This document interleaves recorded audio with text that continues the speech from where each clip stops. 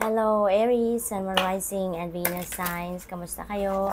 Sana po yung nasa mabuti kayong kalagayan. Welcome back po sa Star Tarot. Kung bago kayo dito, welcome din kayo. Thank you sa inyong support. I truly appreciate it. God bless you all. Paunang mensahe ni Aries ay fellow travelers. Ayan. So, support is all around you, Aries. No? Maaring ang iba sa inyo dito, kailangan ng tulong, kailangan ng suporta, kailangan ng assistance ninyo in some areas of life. Alalahanin ninyo na support is all around you. Support is always available to you. Okay? Kailangan lang natin na mag-reach out sa mga tao. Kailangan lang natin na makipag-usap. Kailangan na tayo yung maghingi ng tulong, no? So, that's all we need. Kasi, di ba, may mga tao din na gustong tumulong sa atin, pero if we are not asking for help, hindi sila magkukusa, no?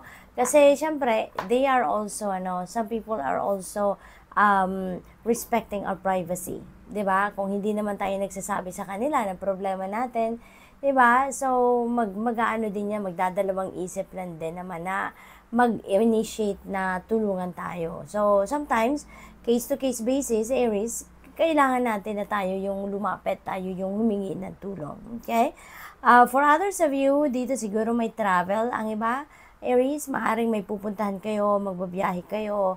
And maaring dito sa pagbabiyaheng ito, dito ninyo kailangan ng tulong. So maybe ganun ang ganap ng iba sa inyo. We have miracles. Miracles are unfolding sa buhay ninyo at this time. Napakaganda naman. So, expect the wonders to emerge, no? Maaaring ito na yung mga answered prayers ninyo. Parating na, Aries. Maaaring ito na yung panahon na ibigay na sa inyo ng universe kung ano yung minimithi ninyo, hindi ba? So, what else? We have breaking trail, breakthrough is at hand. This is really good. Nandito na sa inyong mga kamay, no? Ang magiging solusyon sa mga problema ninyo. Maaaring meron ng mga taong tutulong sa inyo sa ngayon. Maaaring you have reached out to people whom can give you help or assistance at this time. Kaya kung ano man yung pinagdadaanan ninyong problema, obstacles, or challenging times, maaaring magtapos na yan because there is already a breakthrough coming in, no? So that's good. We have uncovering treasure. Beneath the surface lies great bounty. Magdidiscover kayo dito ng treasure, no? Not necessarily na kaperahan lang ito, not necessarily na material na bagay yung treasure na to. Sometimes yung treasure na to could mean ideas, brilliant ideas, or brilliant opportunities. Maaring ganun din ang kalalabasan nito for some of you. Maari na yung treasure na to is the miracles, no? Na ipapadala sa inyo ng universe. So what else? We have passion and pleasure. Savor your life. Bigyan naman ninyo ng pagkakataon ng sarili ninyo ngayon, no? To savor your life. I-enjoy nyo ang bawat minuto, bawat oras na meron kayo. 'Di ba? Kasi we don't know kung hanggang kailan lang, 'di ba? Ang pag-i-enjoy natin sa mundo, sa buhay. Kaya habang nandiyan tayo sa sitwasyon na meron tayong mga bagay na i-enjoy, may mga kapamilya, kamag-anak, na mga taong mahalaga sa atin, let's enjoy every moment na kasama natin sila, no? Let's always give some time for ourselves to enjoy, to have fun, to unwind, mag-relax,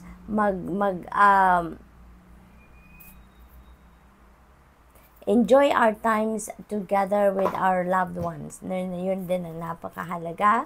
Distant thunder, clear the air. Ayan. So, most likely, meron talagang, ang iba sa inyo, meron mga problema siguro na pinagdadaanan recently and you're about to clear the air na, kumbaga, no? Matatapos na kung ano man ang problema na yan since we have breaking trail energy dito. So, most likely, yung kung ano man itong breakthrough na to, yun talaga ang papawi na sa problema ninyo. Kung ano man ito na problemang ito na kinakaharap ninyo sa ngayon or maaaring kakaharapin pa, posibleng hindi na din ito mangyari because you'll be able to clear the air na. Kumbaga, ma-anticipate nyo na to, kaya mapaghahandaan nyo na to or magagawa na ninyo mga bagay-bagay na ngayon pa lang, para maiwasan na dumating ang kung ano man ang problema or maiwasan na magkaroon ng problema, no? So, posibleng meron na kayong gagawin dito ng mga bagay-bagay in anticipation para kung ano man yung posibleng maging problema dito sa sitwasyon na to ay hindi na mangyari, no? So, tingnan natin kung ano ang final message ni Aries. We have angel number 2112. Ayan, it's up to you. Someone watching over you.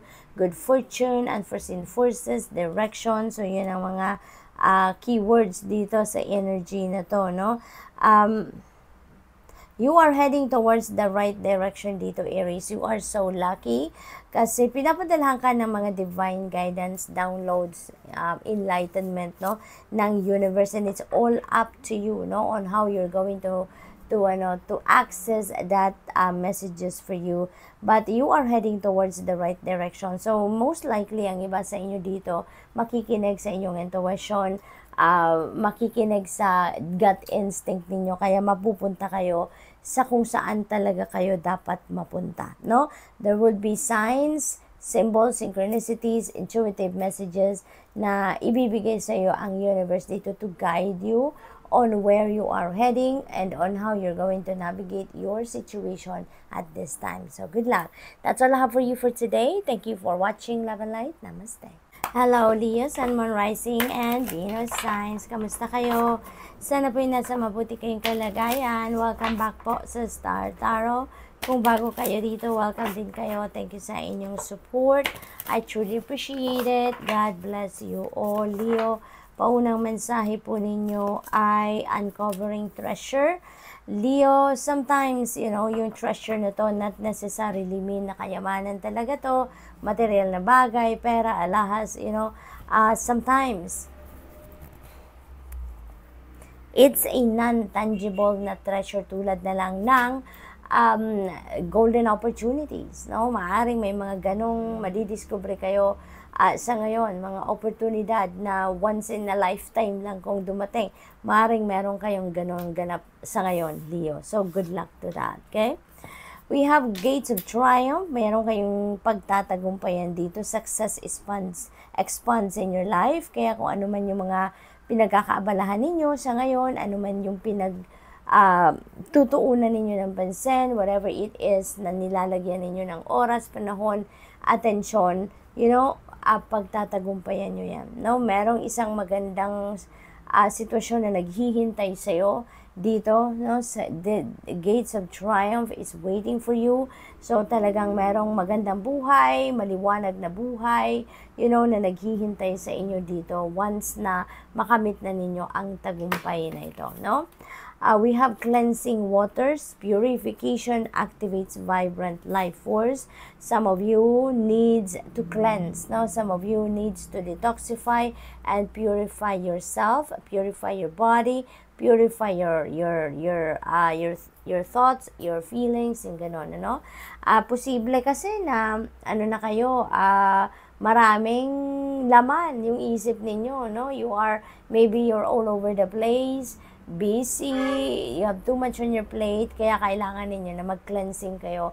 Because, di ba, kung marami tayong ginagawa, marami tayong iniisip, sometimes, na natutuliro na tayo, nako-confuse na tayo, hindi na tayo makapag-focus. Kaya, that is what you really need right now siguro. Mag-cleanse kayo ng sarili ninyo so that you can purify your body, you can purify your energy field, so you will be more focused, makakapag-concentrate kayo, mas magiging maayos, no? Ang takbo ng isip ninyo or pati din yung mga nararamdaman ninyo, okay? So, we have crossing bridges. It's time for healing, okay? Connecting, mending, and releasing. Ayan, so, ang iba sa inyo dito, maybe on the road to healing, no? Maaaring papunta na kayo doon sa acceptance, papunta na kayo doon sa forgiveness, kaya kasi handa na kayo na mag-heal, handa na kayo na mag-move forward or mag-move on sa buhay ninyo. There are things or feelings, thoughts that you are about to release na para kayo ay makapagsimula na ng bagong buhay on a clean slate. So parang lilinisin nyo din dito yung buhay ninyo in general, with the cleansing of waters energy. Talagang handa na kayo dito to embrace newness, to embrace a new beginnings, Kaya handa na kayong magpatawad, handa na kayong mag-heal, handa na kayong mag-mend and mag-release ng kahit anuman na hindi na nakakapag-serve ng inyong highest good. We have faraway places, may travel si Leo, get ready for new horizons dahil meron kayong travel na parating, maaaring ito ay malayong lugar. This travel could be by air, this could be by land, long drive, or over water, So, maaaring ganun. And this could be for different reasons, Depende sa inyong sitwasyon, yung pagbabiyahe na to could be related to trabaho, to negosyo, to career, personal affairs, yung mga ganon. Depende sa inyong sitwasyon. We have traveling lightly. Ayan, simplify your life. Ayan, so Leo, alam mo, with the cleansing water and crossing bridges and traveling lightly dito, parang massive, yung pagtatanggal ninyo dito ng toxicity sa buhay ninyo. Parang handang-handa na kayong i-embrace ang bagong buhay dito.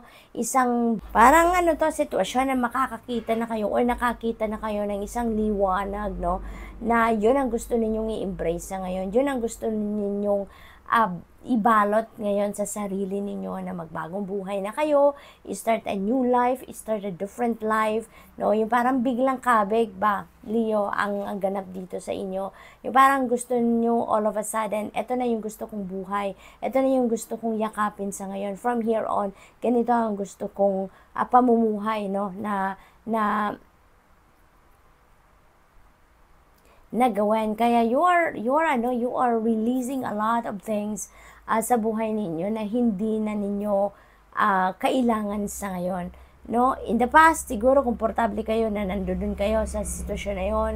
Meron kayong mga ganong bagay, ginagawa or whatsoever. But now, parang this is the new Leo, Parang you are going to evolve into the best version of yourself, at kung ano yung mga hindi naman na ninyo kailangan sa ngayon sa tingin ninyo na mas makakatulong, makakabuti sa inyong sitwasyon, that is what you are going to do, Kaya mas magaan ngayon ang as you head towards this new life, this new beginning, magaan ang ninyo, ang sarili ninyo, magaan ang buhay ninyo, magaan ang pag-iisip ninyo. So good luck.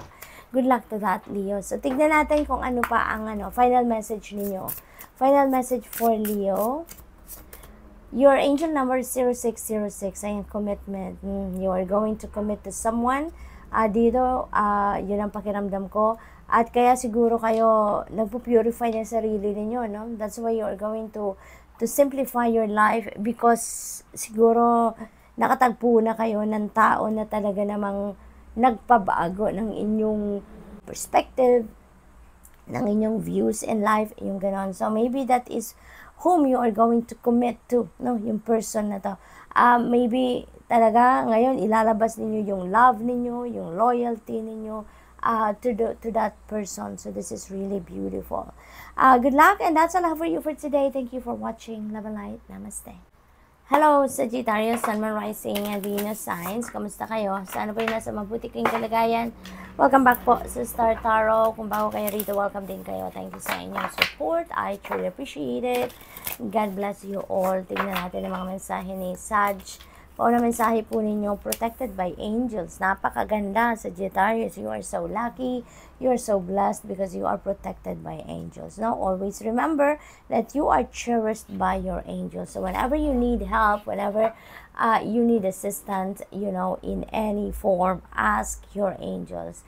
Call on your angels, At wala kayong dapat na ipag-alala, wala kayong dapat na ikatakot, because your guardian angels are always protecting you. What else? We have great adventure. Ayan, take a risk and venture forward. Yan siguro ang nare-require ng inyong sitwasyon sa ngayon. Sagittarius, no? Maybe there is an opportunity ngayon for great adventure. Maybe there is a great opportunity for you to expand, a great adventure for you to grow, to thrive, you know. And that's why it might require you also to take risk, no? Sa ngayon, for you to be able to venture forward. So what else? We have traveling lightly, Sagittarius. Siguro meron travel talaga dito ang iba sa inyo, no? Yung adventure na to, literal, na mag-adventure talaga ang iba sa inyo dito.